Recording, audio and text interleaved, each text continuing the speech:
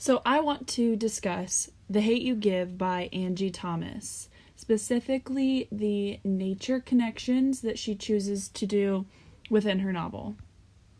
So this cover is the newer one. This is the cover that I own and I really like. The Hate You Give obviously touches on so many topics like police brutality. The Black Panthers makes so many references to pop culture icons like Tupac and Drake and Kanye.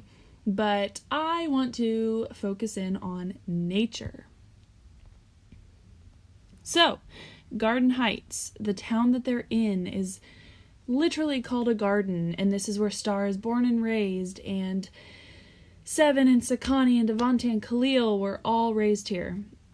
The street names are all flowers. There's a map of the city that you can find in the newer version of the novel, and it lays it all out and really shows how many references there are to flowers, like Magnolia Street, Lily Street, and Rose Park. Side note, that's a really subtle reference to Rosa Parks, I think. So Maverick's garden.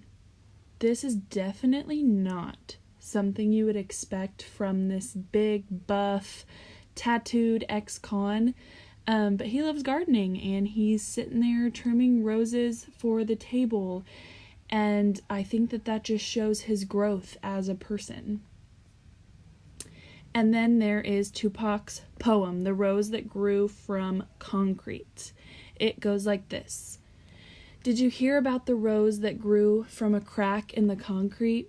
Proving nature's law is wrong, it learned to walk without having feet. Funny it seems, but by keeping its dreams, it learned to breathe fresh air. Long live the rose that grew from concrete when no one else ever cared.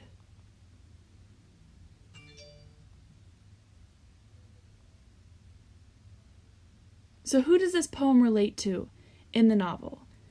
Who can we think of that is a rose that grew from the concrete? Obviously Star, Khalil, Big Mav, and then of course Seven, Sakani, Devante. These characters had a rough past, grew up in a bad part of town. So these are our nature connections.